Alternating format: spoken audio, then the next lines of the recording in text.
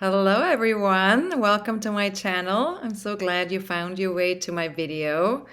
And if you already have been here before, thanks for coming back. Now we have a very powerful new moon solar eclipse in Virgo coming up. And it's not just any eclipse, it's one that happens at the very last degree of Virgo, the second new moon in Virgo within 4 weeks. And this is the last degree of any sign is considered an exalted degree. And to make it even more potent, it's happening less than 24 hours before the autumn equinox. And so this is already a very heightened time of the year. And with adding an eclipse to that, it just sort of like becomes even more heightened. So this eclipse isn't just a reset button, it's a major recalibration point for the next 5.5 months. And we'll talk about what that means and how it might show up in your life. And of course, I'll also guide you through some coaching questions to help you align with these energies, as always. Just be sure to stay with me until the end because I'll walk you through the best and most potent times to set your eclipse intentions. Intention setting during an eclipse cycle is a little different from our usual new moon, so definitely stay tuned if you're not familiar with that. And before I jump in, I also want to just mention real quick, we have our next Star Hour live on Saturday, September 20th at 12:30 p.m. New York time. This is a free live stream event about current astrological events. And if you want to RSVP to get a reminder email, feel free to go to the link below this video. That's something that's available to you. Now, let's take a look at the bigger picture here in terms of eclipses. This is the fourth and final eclipse of 2025. We've had 2 in the spring and just 1 a week ago, a lunar eclipse. Now, we may not be able to see this one unless we live in parts of Antarctica or New Zealand, so it's not visible everywhere. But as with all eclipses, visibility doesn't matter. The energies are felt globally, always. And what makes this eclipse really unusual is the degree, the 29 degree of Virgo, which is that final degree. And that's often a completion point when it's exalted like that. The energy is more, it's extra charged, and we're looking to see what needs to be completed in our lives. Now, add to that the equinox, which is less than 24 hours after that eclipse, and also all these outer planets that are sitting in the first very early degrees of their signs. We are definitely in a period of deep clearings, major breakthroughs, and massive recalibration. There's a lot going on internally, externally. We're really trying to stir things up right now and get to the bottom of things. Now, eclipses always tie back to the moon nodes. And this is the very first solar eclipse in Virgo since the moon nodes have shifted into Pisces Virgo into that polarity back in January of this year. And the last time we had a South Node solar eclipse in Virgo, as this one is, was way back in September of 2006. So that's a long time ago, 19 years ago. And it was also in the same degree, 29 degrees of Virgo. So what you can do here is, if you want to, think back to late 2006, early 2007, since an eclipse cycle is always 5.5 months long.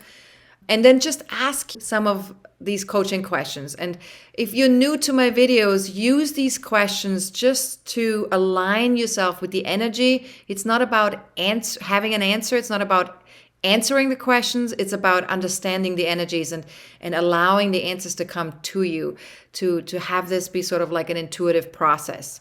And you can do that via journaling or meditation or brainstorming with other people, but to just allow that to be sort of like an intuitive process. Now, questions you can ask yourself, if you think back to late 2006 and early 2007, were there any major endings and beginnings for you at that time?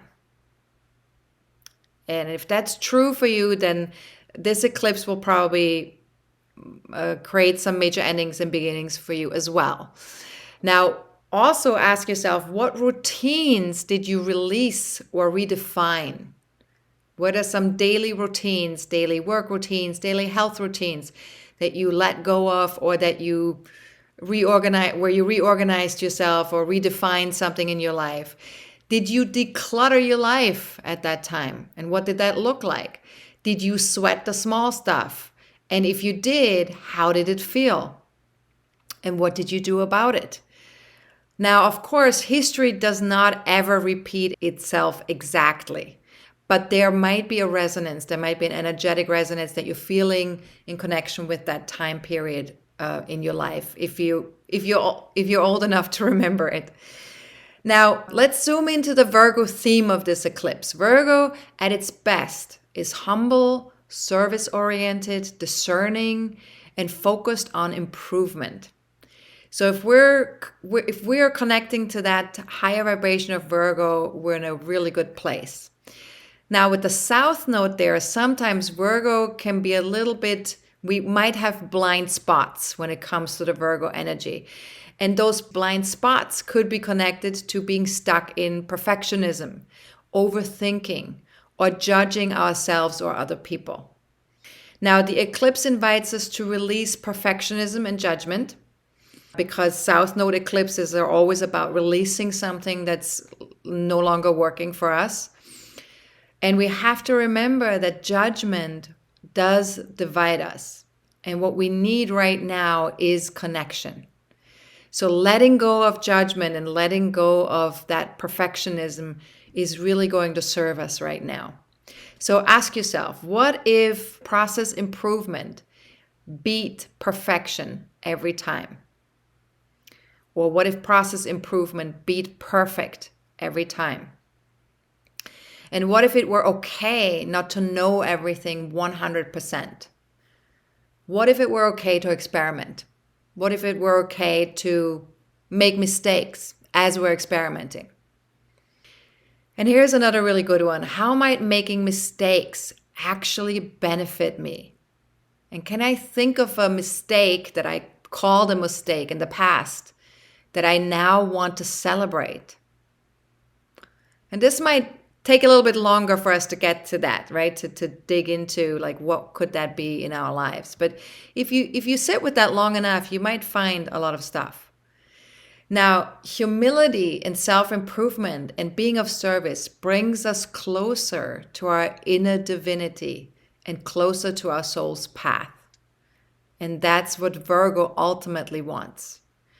So another reflection here could be, could I renegotiate any lingering issues related to self-deprecation or self-doubt? And what needs to be decluttered, cleansed, or redefined in my life right now? And you might already have an idea about what that is, because 4 weeks ago, we already had a new moon in almost 1 degree of Virgo. So you might already have an idea of what that looks like. So whatever comes up, it may need your attention over the next 5.5 months. Now, let's take a look at the eclipse chart itself, which is a little bit more complex than just the Virgo energy. There are a lot of moving pieces here, so instead of unpacking every single aspect in detail, let me just focus on 3 main themes for this chart. The first theme, which is very powerful and most powerful, really, I should say, is Saturn opposes the eclipse, Saturn in Pisces. And Saturn always asks us to slow down, get real, and find balance between fact and faith. Fact Virgo, faith Pisces. Between head and heart, between reason and intuition.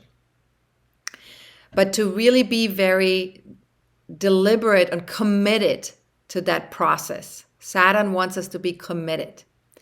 So you can ask yourself here is, what is asking to be improved? Where do I need to focus? How might being patient support me over the next 5.5 months? And if doubt arises, just ask, could I refrain from overthinking things and instead connecting with my intuition and my heart? Now, another theme here is Mercury and a grand air trine. Now, Mercury rules Virgo. So Mercury is the most important planet in this solar eclipse chart. And Mercury is currently in Libra and is forming a beautiful grand trine with Pluto in Aquarius and Uranus in Gemini. So let's unpack that. This gives us access to original ideas, big visions for the future, and more ease in connecting with other people.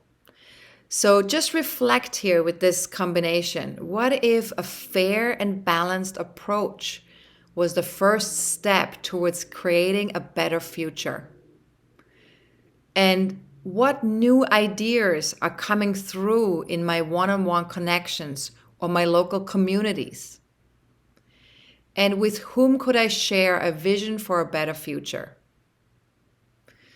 Are there people out there that I want to talk to, that I want to connect with, that I want to share my ideas with? Now, Mercury is also opposing Neptune in Aries, which can sometimes feel a little bit foggy or overwhelming. And if you notice distraction or tiredness, just pause, just center yourself and ask, could I be 5% more compassionate with myself and others right now? Now, another theme with this solar eclipse chart is Mars, Pluto, Chiron, and Jupiter, which are all making aspects to each other. And that's all about healing and growth, self-growth. Now, Mars is in the final degree of Libra, the very last, so that's also an exalted degree. It's opposing Chiron in Aries, and it's squaring Pluto. And Pluto is currently out of bounds, and we'll get to that. So let's unpack all of that. So this definitely brings an intensity, a drive, sometimes maybe anger, but also the potential for deep healing. So what you want to ask yourself with this combo is, when is enough enough? And how important is it really? You know, sometimes when we have a situation in our lives where there is a trigger, or where there is a dispute, or where there is some kind of power struggle that comes up, just ask yourself, how important is it really? Is this going to matter a year from now, 2 years from now, 3 years from now? And what lies beneath my anger or frustration? What's underneath that? Because anger can often cover up some other feelings. It can cover up shame. It can cover up feeling helpless, hopeless. There's so many other feelings that have a lower vibrational energy to them, and anger can be our way to want to lift our vibration into a higher place, and anger is the first place where we can go. So what lies beneath my anger or frustration? And could I be brave enough to locate the original wound that's being triggered in me, and then offer it compassion and care? And this is a really complicated coaching question, because, you know, when we get triggered, oftentimes we're not always present to the fact that our trigger is connected to something from the past. We are often very focused on the person or the situation that triggers that original wound. But if we're too focused on the person or situation that's triggering us, and we're not focused enough on the original trigger, it's very difficult to be compassionate, and it's very difficult to get out of that loop. It becomes a loop. And the loop is that we get triggered, we react, we get angry, and then we re-wound either ourselves or we re-wound someone else.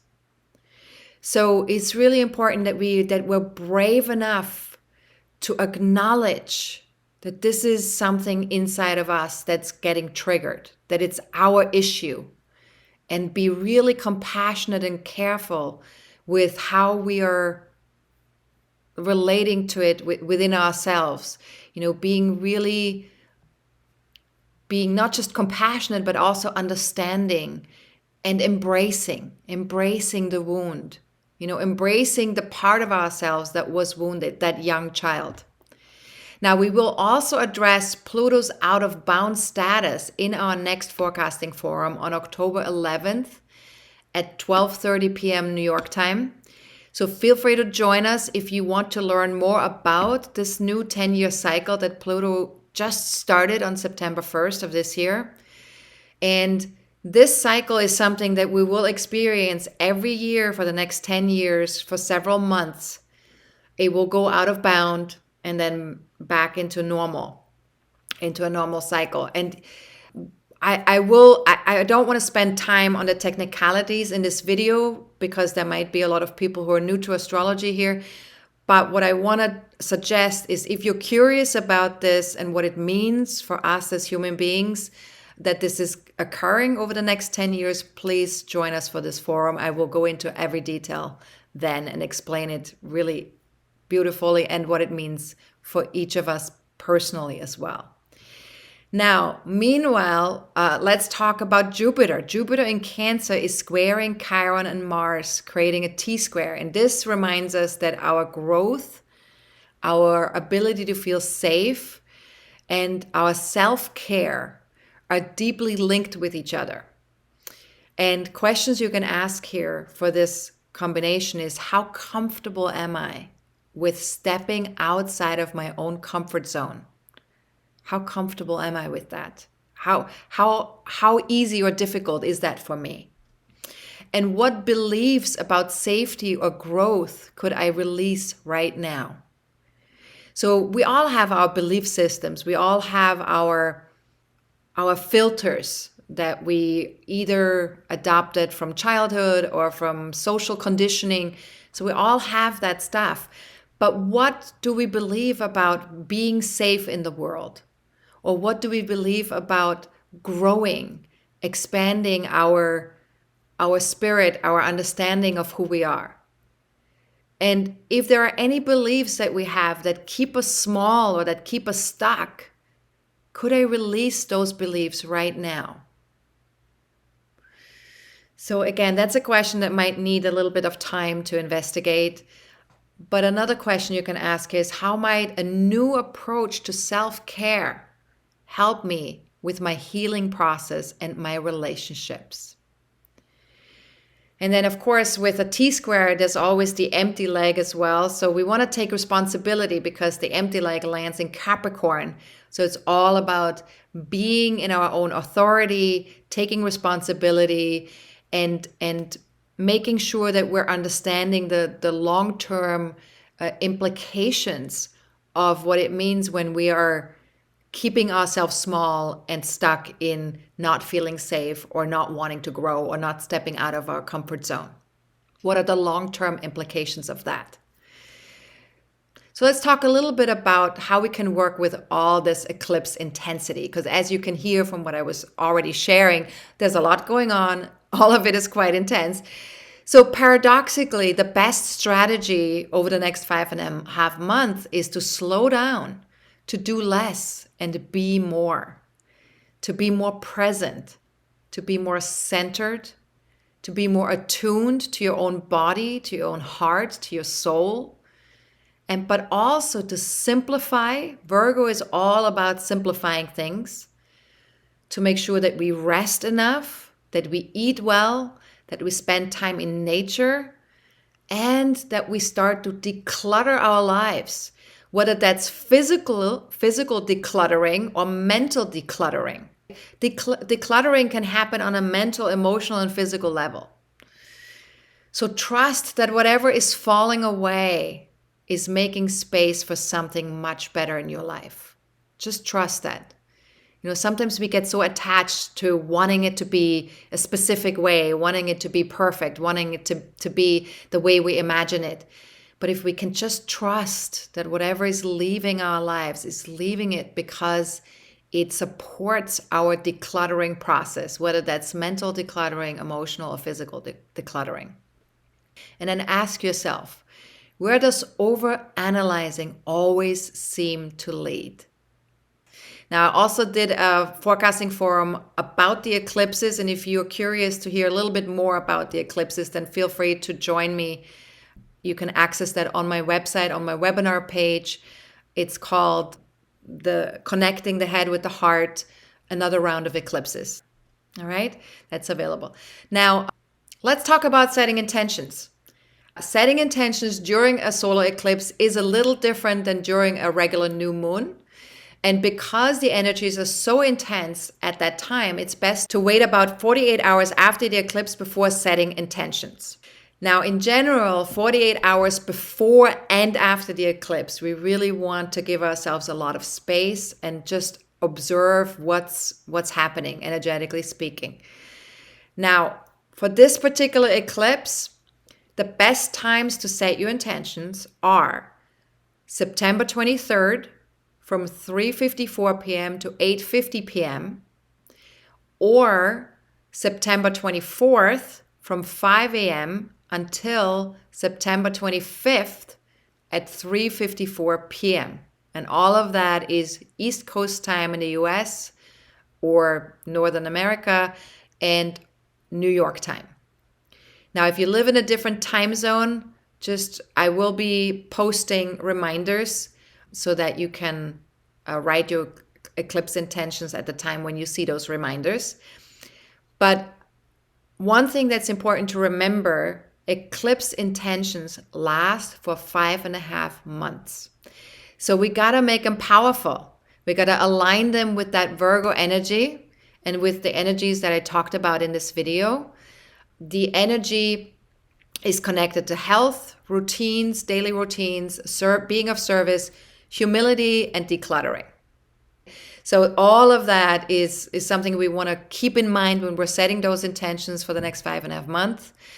And then to sum it all up for this solar eclipse, eclipses are about breakthroughs, they are about clearings, they are about recalibrations, and it's an invitation to release perfectionism, to simplify and align more fully with your soul. So I hope that the coaching questions I've shared in this video will help you reflect and realign over the coming months. And if you want to connect with me in person and chat about the current astrological events, join me for my next Star Hour on September 20th at 12:30 p.m. Again, this is a free live stream event about current astrological events. You can RSVP to get a reminder email. There will be a link below. And for more advanced astrology buffs, take a look at your own birth chart or watch my webinar about the eclipses. There will be a link below. And the house placement of the eclipse will indicate which area of life is most impacted by those consciousness upgrades and where we're most ready to release or reorganize something in our lives over the next 5.5 months. So take a look at where does 29 degrees of Virgo land in your birth chart so that you can understand that a little bit better. Now, if you'd like to know how to look this up in your own birth chart or you don't have a birth chart, check out my free 30-minute class on how to read your birth chart on my website, which is available at astrologercoach.com. I'll link it below as well. If you go on my page, you just have to scroll down to wherever it says free class and then just click on that window that says free class, and that will get you access. And don't forget, I post reminders on social media when it's time to set your intentions. So follow me there if you'd like to get those nudges. It can always be a great reminder. And yeah, thank you so much for being here with me today. Wishing you a really grounded and soulful eclipse season until October 13th. And hopefully this solar eclipse is going to bring you exactly what you need to level up to that next level of your own personal evolution. Have a good one, and I'll be back in a couple of weeks with another video. I'm astrologer coach Sonja Francis. Goodbye.